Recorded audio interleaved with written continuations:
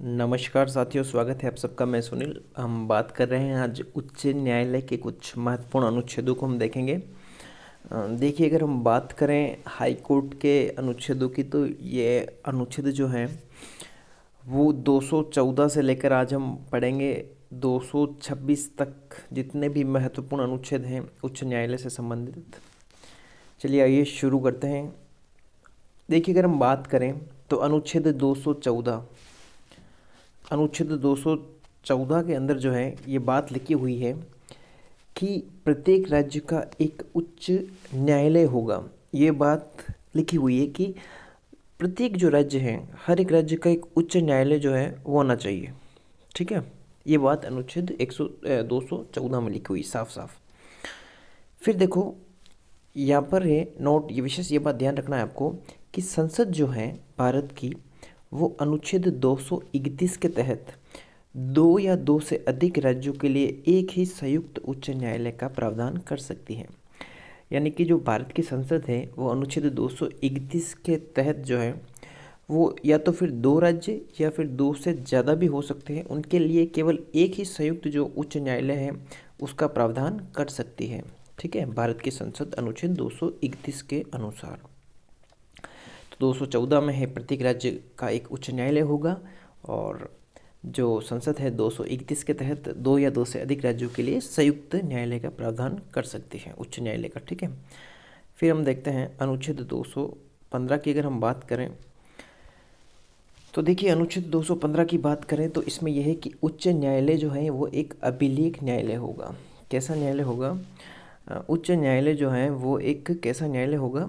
अभिलेख न्यायालय होगा।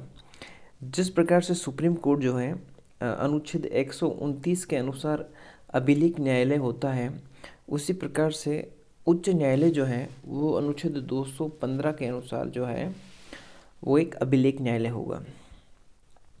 फिर अगर हम आगे बात करें तो अनुच्छेद 216 की, तो इसमें उच्च न्यायालय के गठन के बारे में बता रखा है कि उच्च न्यायालय का गठन किस प्रकार से होगा। ये बात अनुच्छेद 216 में है।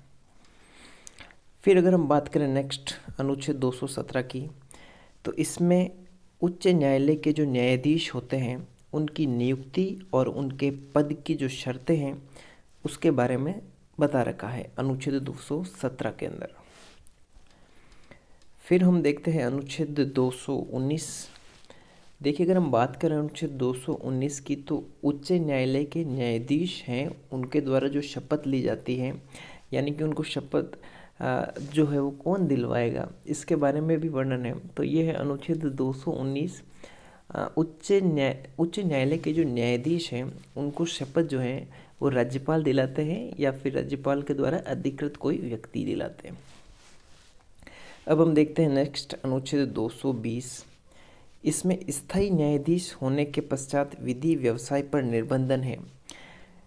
देखिए, अनुच्छेद 220 में इसमें ये बता रखा है, ये प्रावधान है कि अगर कोई जो है उच्च न्यायालय का न्यायाधीश है, ठीक है, वो अगर न्यायाधीश बन गया है, अगर वो उच्च न्यायालय का न्यायाधीश बन गया है तो उसी उच्च न्यायालय के अंदर जो है वो एडवोकेट के रूप में कार्य नहीं कर सकेगा। हाँ, ये हो सकता है कि वो किसी अन्य राज्य में अगर जाए तो वहाँ पर एडवोकेट का, उच्च न्यायालय में जाए तो वहाँ पर एडवोकेट का काम कर सकता है, वकील का काम, और जो उच्च न्यायालय का न्यायाधीश भी बन सकता है, ये हो सकता है। ये लिखा हुआ है अनुच्छेद 220 के अंदर। फिर हम देखते हैं अनुच्छेद 221 की बात करें तो इसमें न्यायाधीशों के वेतन के बारे में बता रखा है। देखिए, अगर हम बात करें उच्च न्यायालय के जो मुख्य न्यायाधीश होते हैं उनका वेतन होता है 2,50,000 रुपये, 2,50,000 रुपये, और जो अन्य न्यायाधीश हैं उनका वेतन है 2,25,000 रुपये। ये याद रखिएगा। नेक्स्ट हम देखते हैं अनुच्छेद 222। इसमें न्यायाधीशों का जो है स्थानांतरण, यानी कि जो उनका ट्रांसफ़र होगा उसके बारे में बता रखा है। ठीक है, ये स्थानांतरण कौन करते हैं? ये करते हैं भारत के राष्ट्रपति। भारत के राष्ट्रपति करते हैं, जिसमें सर्वोच्च न्यायालय के मुख्य न्यायाधीश के परामर्श के बाद ये कार्य करते हैं, उनको पूछ के। ये अनुच्छेद 222 है। फिर हम देखते हैं अनुच्छेद 223। तो इसमें कार्यकारी मुख्य न्यायाधीश की नियुक्ति की बात की गई है। जो कार्यकारी मुख्य न्यायाधीश होता है उसकी नियुक्ति की बात की गई है अनुच्छेद 223 के अंदर। और अगर हम बात करें अंतिम, तो वो है अनुच्छेद 226, जिसमें कि सुप्रीम कोर्ट के, माफ़ कीजिएगा, हाई कोर्ट के द्वारा रीट जारी करने की जो है शक्ति है। अगर हम यही बात करें सुप्रीम कोर्ट के बारे में, तो देखिए, अगर हम बात करें तो ये देख पा रहे हैं जैसे कि आप, कि भारत के संविधान के जो अनुच्छेद 32 हैं, ठीक है, 32 के अनुसार अनुसार तो सुप्रीम कोर्ट जो है वो रीट जारी करता है, और 226 के अनुसार जो कौन करता है, हाई कोर्ट जारी करता है।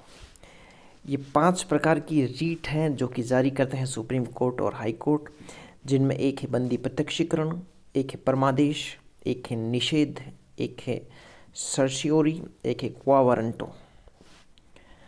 ये जो है 5 प्रकार की रीट हैं। देखिए, सुप्रीम कोर्ट और हाई कोर्ट के रीट में अंतर क्या है। सुप्रीम कोर्ट है जो मौलिक अधिकारों पर रीट जारी कर सकता है, लेकिन हाई कोर्ट का कार्यक्षेत्र थोड़ा ज़्यादा विस्तृत है सुप्रीम कोर्ट के मुकाबले।